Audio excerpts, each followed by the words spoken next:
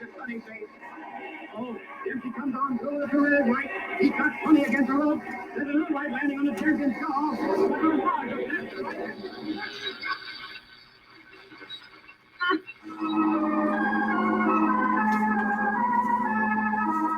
Just a moment ago with Kathy helping her mother house clean the kitchen. Upset a bucket of water rather than face Steve Skidmore coming up the road.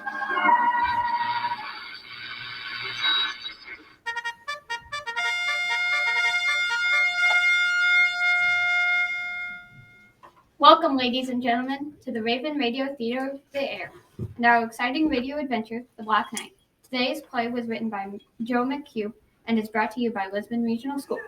Our tale begins on a Saturday afternoon. Bobby and Melissa's parents are out of town and they are spending the weekend with their grandparents. Out in the workshop behind the house, the children are helping their grandpa with a little woodworking project.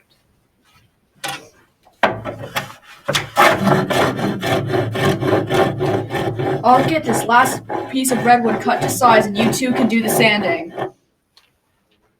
What are you making, Grandpa? A bird feeder, Bobby. Maybe you two would like to take it home and hang it on your back porch. You can fill it with seed or old pieces of bread and the birds will come from all over. Here, take this sandpaper and start sanding the edges.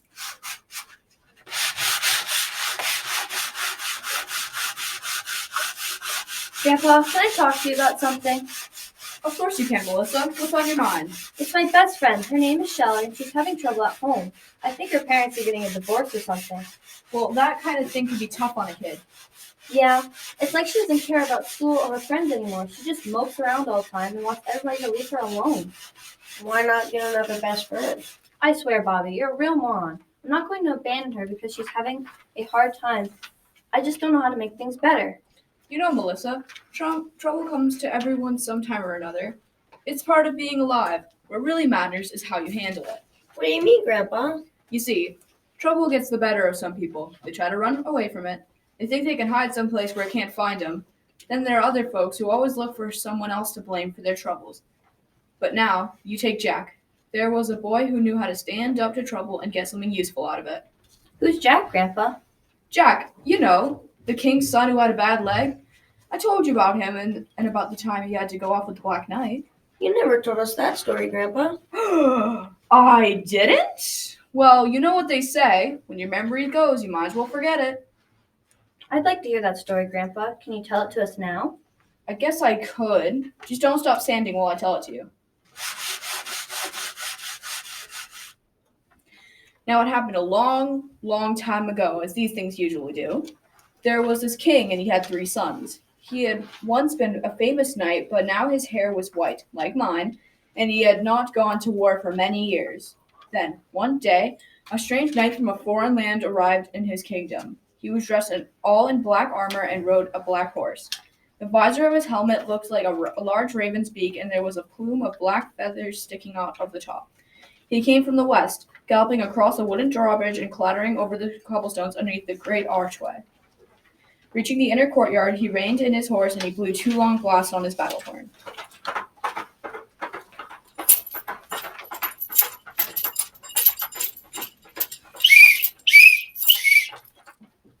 Hear ye, hear ye. I am the Black Knight. In all the world there is none with more courage or skill than I. I hereby challenge any knight of this realm to mortal combat to prove my claim. Did you hear that? He is to come here and saw our brave knights. We have many that can handle the likes of him. Here comes our knights now. Their teacher upstart lesson he will not forget. I am Gelford the Gallant, captain of the palace guard. I know you not, strange knight, but I will match lance and sword against ye at sunrise tomorrow in yonder foul meadow. And should my friend falter, then you will deal with me, Meniel of the speckled cape. But let me warn you, I am fierce and will show no mercy. Boom! I need none of your mercy or empty threats. Tomorrow will show who will be champion. And with that, the Black Knight wheeled about on his powerful charger and galloped from the castle.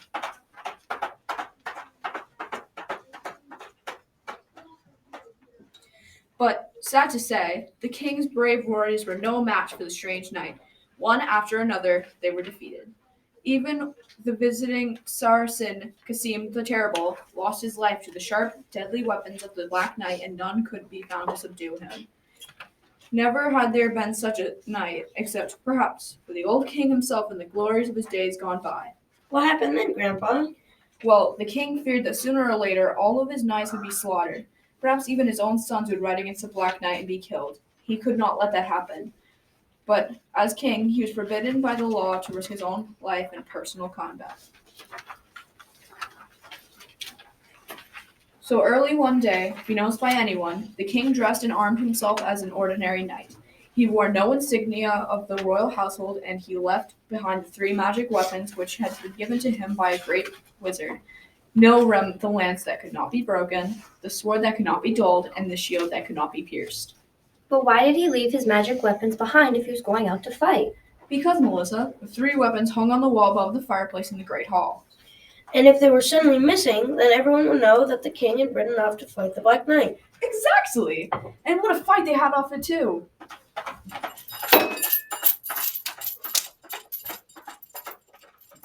First on horseback, with long lances, the 2 men charged at each other like enraged dragons spewing fire. Their shields rang from the impact, and the shafts of their wooden lances snapped like tree limbs in a storm. Again and again they charged. But in time, the king's horse proving the weaker beast. Pushed beyond his strength, the poor animal at last fell from exhaustion, throwing his rider. The Black Knight then dismounted and, with sword in hand, resumed the fierce battle with the unhorsed king.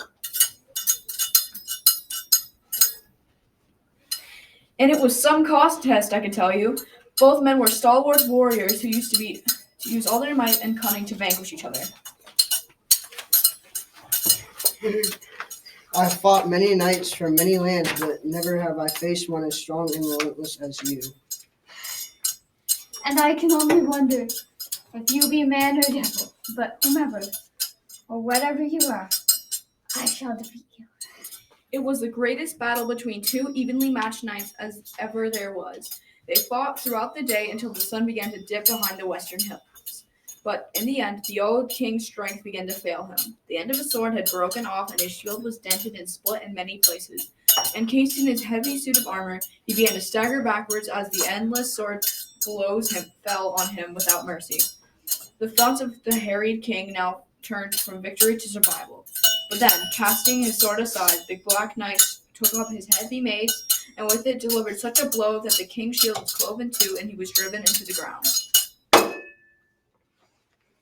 Brave knight, I yield to you. Kill me if you must, but I can fight no more. And should I spare your life, what would you give me in ransom? I am not a lowly knight as I appear, but king of this great realm. I will pay any price you shall name. Then hear me, worthy king. You have 3 grown sons. Bind them to my service to perform a perilous task that I shall name. Only this will I take in ransom for your life. The old king agreed, but it grieved him sorely. He feared he would never see his beloved sons again. They were Thomas, he was the oldest, tall and fair, and like his father, a valiant fighter. William was a middle son. He was too brave and strong, with always an eye for a pretty maid. And then there was Jack, the youngest, born with 1 leg shorter than the other. The boy walked with a limp. He wasn't strong and athletic like his older brothers. Where they delighted in hunting and the clash of arms, Jack sought out the poets and the tellers of old tales. But what he lacked in valor, young Jack made up for in wisdom and generosity of spirit. Thus, early the next morning, before the mist had lifted from the low fields, the 3 boys rode away with the Black Knight.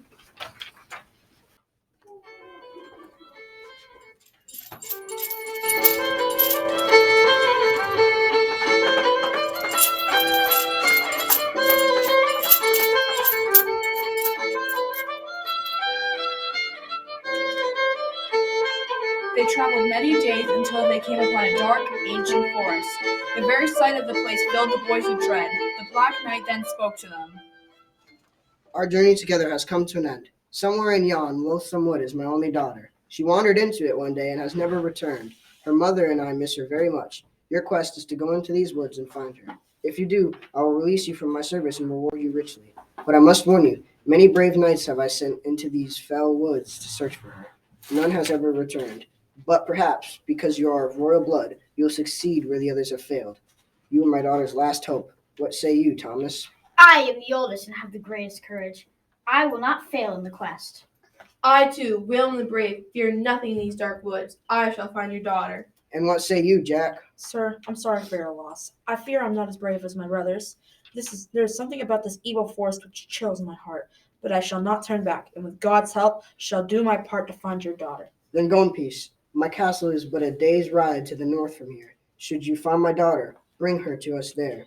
And so the three brothers began their quest. A dim, barely visible track led into the woods, but they had to go on foot, for no matter how they coaxed or threatened their horses, the terrified animals would not go into the strange forest.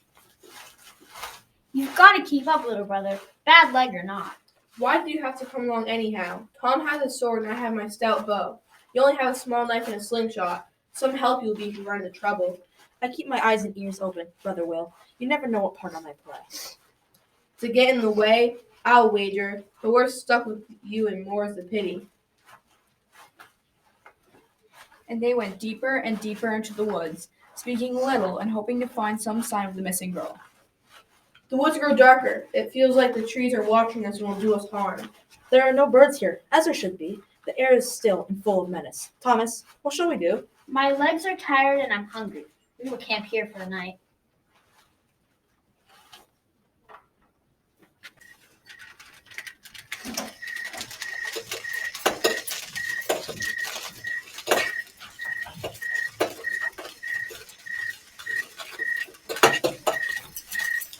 To push back the growing darkness, the king's son soon had a campfire burning. They unpacked their food in pewter plates and prepared their evening meal. Be careful with your food and don't eat too much. We don't know how long we'll have to wander about in these woods. It's getting cold, Jack. Put some more wood on the fire. Brothers, do you think we'll ever find the Black Knight's daughter? I wouldn't bet a sow's ear on it, Jack. She's in a wolf's belly or has fallen into a lake and drowned. But we're bound to the Black Tyrant, so we've got to search for her. A big waste of time if you ask me. I agree with that. Oh, the young girl can still be food and be brave enough and clever enough. Who said that? Who's there? It came from the shadows under the trees. Come out and show yourself, or we'll come find you and cut off your head. Cut off my head, lady? No, that's no way for a noble knight to treat a stranger. No way else. As you can see, I'm just a poor old woman who came to your fire to beg for a bite of food. Do not send me away empty-handed and hungry. We have little enough food ourselves, old hag, and can spare none for you. Brother Thomas, look at that hideous old thing. Her hair is like a rat's nest and her teeth are black as coal. She could be a witch who will murder us in our sleep. Old hag is it? Is what you say? And you, young one, who do you say I am? Just a hungry old woman, as you appear. Here, take this. I have food to spare. Thank you, my kind friend. Who of you? I'll give you all good advice. For I know these words. Oh yes, I know them quite well. I must eat first.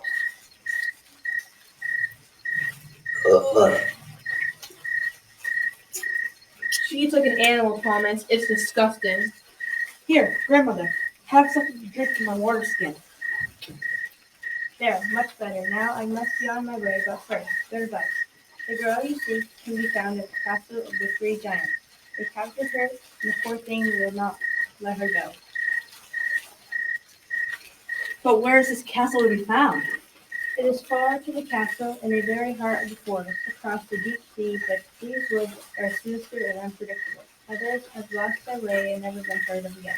Then you must guide us to the castle, old woman. No, I'm not a fool, and I will not go near that place. But I will pay you with the sack of gold coins. Here, take them. I'll wager you've never seen this much gold before. Their money means nothing to me. Here, stupid man, this is a journey you must make on your own. Here, keep your hearts true, and you will find what you seek. So let me warn you.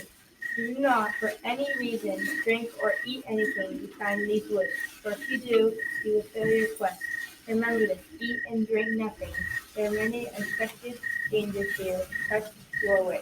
I will trust my long sword when danger comes. And I will trust a sharp arrow shot with skill.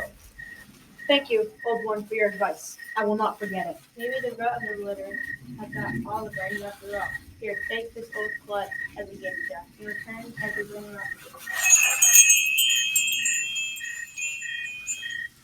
In truth, this garment is passing strange. Put the ring attack. Wear it whenever you wish to go unseen. We will hide you better than the darkest night. Now must hurry along. Farewell and good luck. Many thanks, old woman, and God's blessing go with you.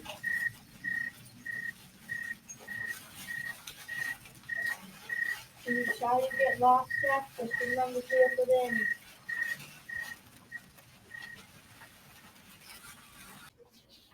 Was the old woman really a witch, Grandpa?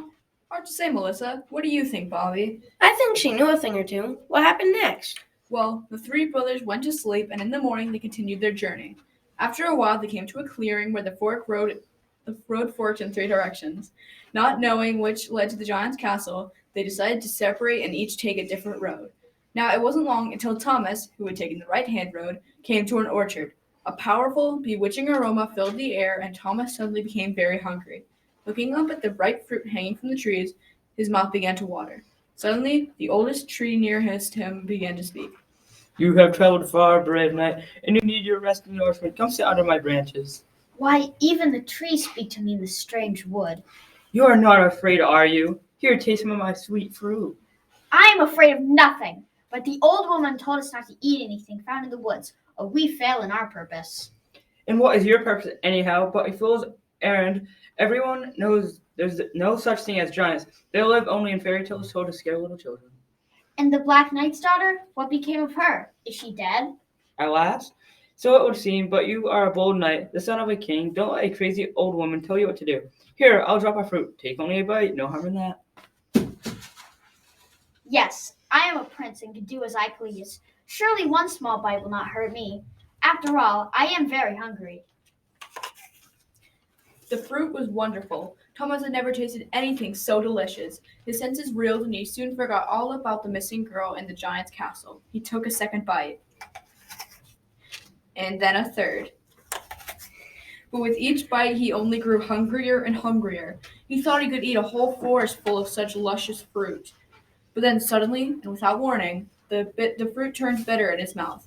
It began to sting. A great weariness stole over him, and he began to stagger as his legs lost all their strength. Desperately slashing at the tree with his sword, Thomas fought to stay awake. What is happening to me? Villain tree, you've cast a spell over me. Roots reach up from the ground and grab my legs. I'm falling! And so it was that Thomas fell to the ground, his sword dropping from his limp hand, where he lay in a deep, dreamless sleep from which he would never again awake. As William, I'm sorry to say, he fared no better. After traveling down the middle road for some leagues, he came to a spring. The lilting sound of the water as it bubbled out of a rock next to the path drew him ever closer until he too suddenly heard a voice. Come, my handsome young warrior. I am here in the water. Draw near and look at me. A voice calls me from the spring. What devilment is this?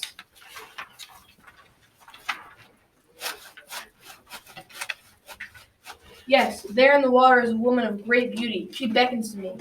Come to me, my brave friend. Let my water revive your dry, cracked lips, and then we can be together. But the old crone warned me that if I drink anything in the woods, I would not complete the quest. You are not real. Can you not see me with your own eyes? Do I not please you? Leave the quest to the others. I am lonely here. Stay with me, just for a little while. Yes, why should I risk my life on this quest? My brother Thomas is the oldest. It is his job to fight the giants. He doesn't need my help. My mouth is so parched. I'll just take one small mouthful. So William, on his knees, dipped cupped hands into the cold water and began to drink. The water danced upon his tongue and filled his mind with visions of faraway places and beautiful ladies. But the more he drank, the more thirsty he became. He could not stop himself. Then the taste of water began to sour and choke him. Try as he might, he could not get up. His head began to swim. Then, like his poor brother Thomas, William collapsed in a swoon and was lost to the world. That's terrible, Grandpa. What happened to Jack? He didn't eat or drink anything in the woods, did he? No, Melissa, he didn't. He also passed an orchard full of ripe fruit which called to him with clever words, in a spring whose enchanted voice promised him many delights, but Jack had taken the old woman's warning to heart. He kept true to the quest and did not stop. He endured his hunger and thirst without complaint, and, remembering the legends he had heard of the ancient heroes, he found the strength to go on.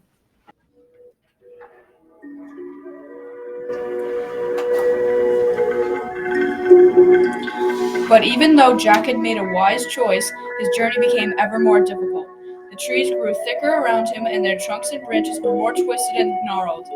Long clinging vines, like huge spider legs, hung down and brushed against his face as he walked under them. He felt completely alone in the dark, tortured place long forgotten by the seasons. At last, the track the young prince followed disappeared altogether among the trees. How could he find anything, even a large castle, in such impenetrable gloom?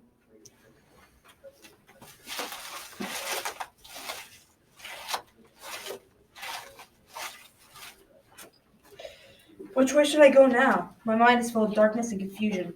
What did the old woman say? If I got lost, I should look within? What does that even mean? Look within for what? For the magic, Jack. It's inside each of us. Only many people never look for it. Jack looked up when he heard the unexpected voice and was surprised to see a little pony standing nearby. She was covered all over with long, shaggy gray hair that nearly touched the ground. Now, I don't know if the old woman had sent the pony. The story doesn't say, but the little animal knew all about Jack and where he was trying to go and why. Look, Jack, the castle of the three giants is a dreadful and evil place. It's certain death to go there. You should turn back and let your brothers rescue the girl.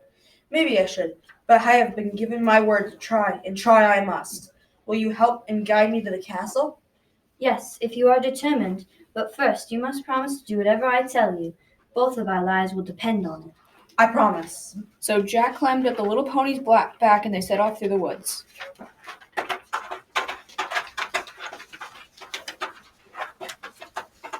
The little pony was sturdy and sure-footed. It was a relief to see Jack's tired legs to sit on her back as they wove their way among the trees. For some time they rode on in silence, but then, with little warning, a fierce storm broke up upon them.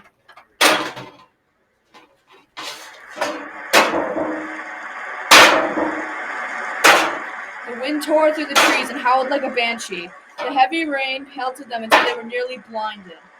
Never had Jack known such a storm.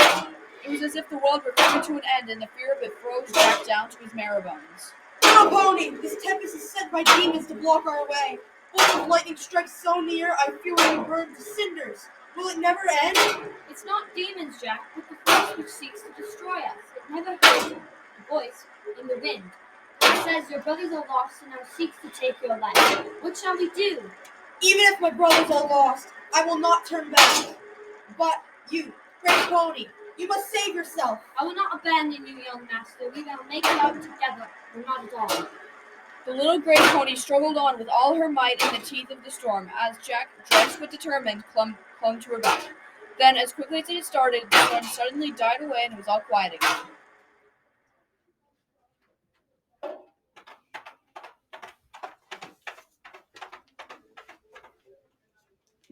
Jack and the pony rode on further. After a while, the trees gave way and they came to the bank of a roaring river. On the other side, they could see the dark towers of the giant's castle rising above the treetops.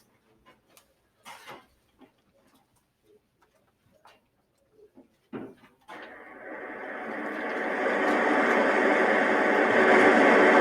goal is not far now, but this last barrier is the cruelest of all. I do not know how to swim, and I've been afraid of water all of my life. How shall I get across? I will carry you, master. But the current is swift. It will pull us both under. Either we try or we must turn back. There is no other choice. Then we must risk it.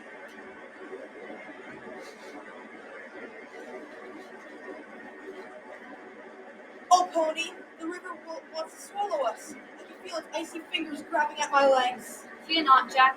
A steady heart can overcome the greatest dangers. Without you, my friend, I would be lost. And the stout-hearted little pony was right. Fettered by the churning water and the fearful of being swept away at any moment, they at last gained the far shore in safety. From there, they made their way until the walls of the giant's castle loomed above them. Once the castle had been fair to look upon, but now it was as ugly a place as could be found in the darkest dream. Ancient stone towers bracketed the front gate, which, although open, was guarded by two enormous creatures unlike anything Jack had ever seen. Each had the head and sharp teeth of a hungry wolf, but the body of a huge bear. Their eyes, strangely though, appeared cold and lifeless, as indifferent as stones. The guardians of the castle are blind, Jack, but this facts help us little. They see with their ears and can hear the flick of a butterfly's wing or the melting of a snowflake. Nothing gets past them unnoticed. But I must try, or all has been for naught. There is one way. You can tame them, the fell beasts, with music. But how can I? I have no instrument with me. Then there remains but one thing to do. You must take your knife, Jack, and kill me. After I am dead, take one of my rib bones and make it from a heart. Use my hair from my tail for the strings and my teeth for the tuning pegs. With such an instrument, you can tame these fierce creatures and pass safely within. But I cannot do this. You have been my friend and saved my life. I will risk a quick dash past the guardians. Who knows? I might get lucky. Remember, you promised to obey me, Jack. From the start, I have known that you must kill me to complete your quest. There is no other way. We must come too far to turn back now. If you don't kill me, kind friend, both of us will surely die. You must trust me. Did Jack really kill the pony, Grandpa? But the pony had saved his life. Well, Jack didn't want to, Melissa, but he was bound by his promise. Even though his heart felt as if it would break into 1,000 pieces, the pony told him that the giants appeared to be away from the castle and that the Black Knight's daughter could be found in the dungeon. If Jack hurried, he might get her away without having to face them. But mark this well. On the mantel of the fireplace, you will find a leather bottle and a gold ring. Take these with you as you leave. And what shall I do with them? You must pour the contents on the bottle of my remains. Do not forget to do this. And so with these last words, Jack took his small knife and killed the pony. With tears in his eyes, he skinned the dead animal and made a heart from the rib bone. Then, carrying the magic harp, he approached the guardians of the gate. At the sound of his step, they began to growl. Grrr!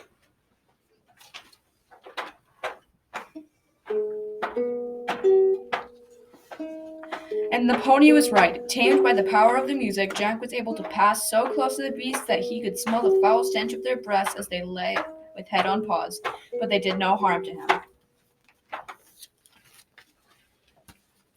Once inside the castle, Jack quickly forgot about the guardians and set his mind to the task. He found a set of stone stairs leading down into the dungeon. Such gloom and coldness. It makes my hair stand on end.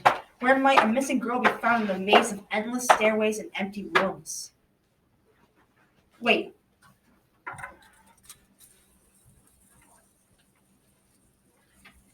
Wait, what's that? I hear something. It comes from down this corridor.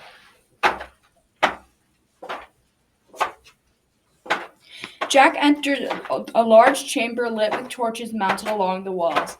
Seated at the far end next to a gold spinning wheel was a beautiful girl. All around her were the mounds of gold thread she had spun.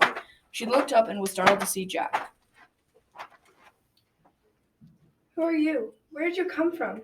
My name is Jack, and your father sent me to find you. You're very brave to come to this horrid place, but there's nothing you can do to save me. Look, I'm chained to this stone pillar. Then tell me, where might I find the keys to unlock them?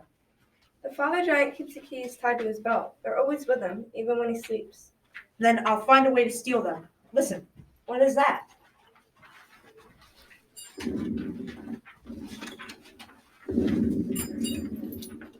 It's the giants. They're back from hunting and will come to check on my work. You must hide yourself. But where? There's no place to hide. Hurry! If they find you here, they'll tear you to pieces. Then Jack remembered the cloak of darkness the old woman had given him. Pulling it out of his pack, he flung it over his shoulders just as the three giants entered the chamber.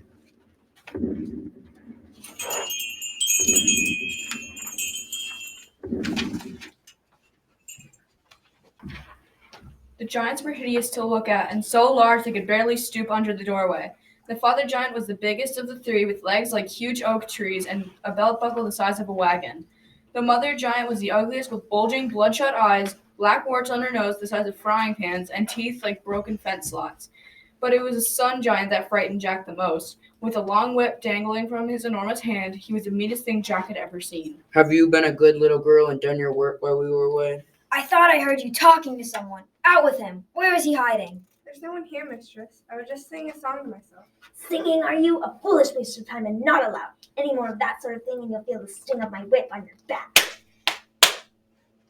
Leave the girl alone. If you ruin her, we'll not get any work out of her. I'm hungry. Let's get something to eat. Get back to work, you, and no more singing.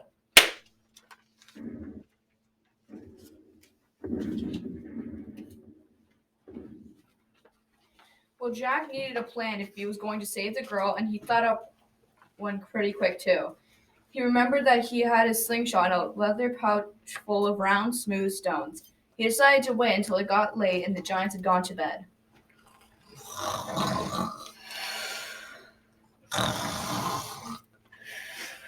Young Jack slipped up the stairs and found their bedroom. Their snoring made an awful racket, and the mother giant snored the loudest of all. Jack still had on his cloak of darkness as he took the stone out and sent it flying with his slingshot. Ow! Who struck me on the head and woke me up? Go back to sleep, you old fool. It was just a dream. Don't think you can get away with that, wife. I'm up to your tricks. You two shut up and let me sleep. Don't talk to your mother that way, you ungrateful pig.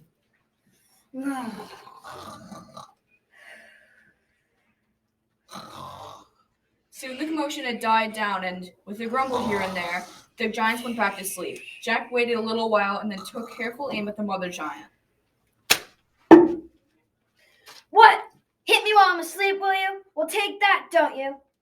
What do you hit me for? You know darn well, you big ox. A bit of your own medicine, I call it. Well, I guess you figured out what Jack was up to. The next one to feel the sting of his slingshot was the mean sun giant. Beat him right between the eyes. Of course, he never saw who'd done it because Jack was wearing the cloak of darkness. So he grabbed up one of his bed slats and hit each of the parent over the head with it. Well, I can tell you, the room exploded in a fury of punches, kicks, and curses that made a ruckus worse than 20 mules fighting. Take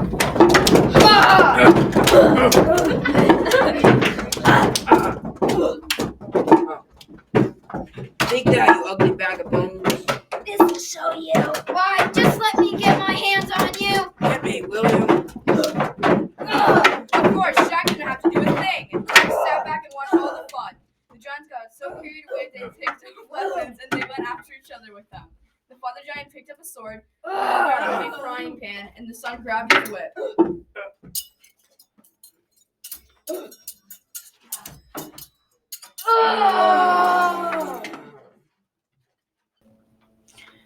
When the dust had settled, there were 3 dead giants all in a heap. They had done the job themselves, which saved Jack a lot of work. Jack cut the keys from the father giant's belt and went to free the girl.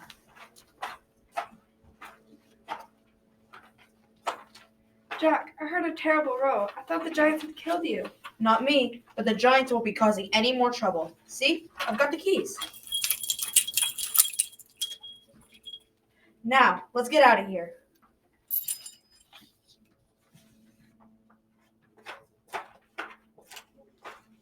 So Jack unlocked the chain that held the girl, and they both ran up the dungeon steps to freedom. He didn't forget the leather bottle and ring, did he? Oh no, that was the most important thing, as you'll soon see.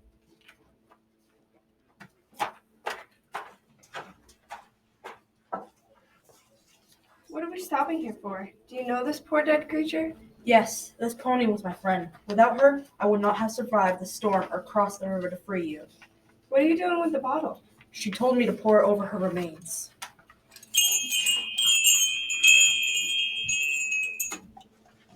And the marvelous thing happened. A woman full of life jumped up laughing from the ground.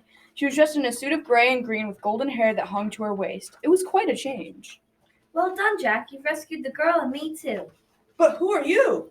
Why, I'm the Lady of the Woods. A long time ago, the giants came and with the magic spell, they stole my castle and changed me into a shaggy pony. That was your friend. Now, thanks to you, the giants are dead and the spell is broken. Look around. See, the woods is anew.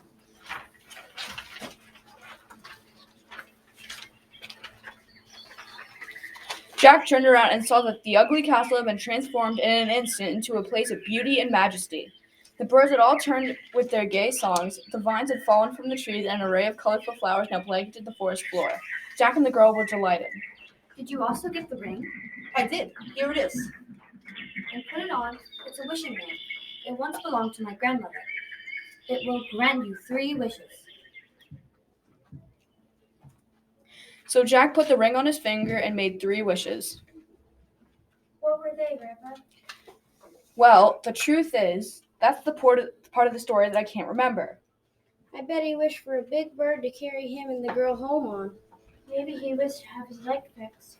Well, I do know that Jack wound up marrying the Black Knight's daughter, and when his father died, Jack became the new king. He made a good king, too, from what I hear. Now, I think it's time we nailed this feeder together, don't you? It's getting late, and you both need a bath before going to bed.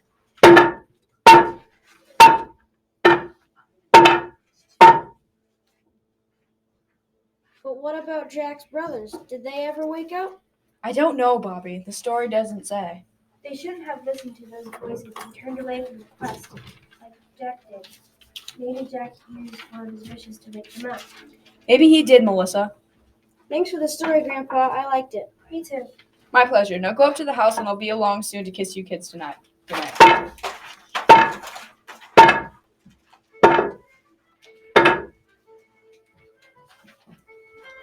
And that concludes our radio adventure, The Black Knight, written by Joe McHugh and brought to you by Lisbon Regional School. Today's radio play starred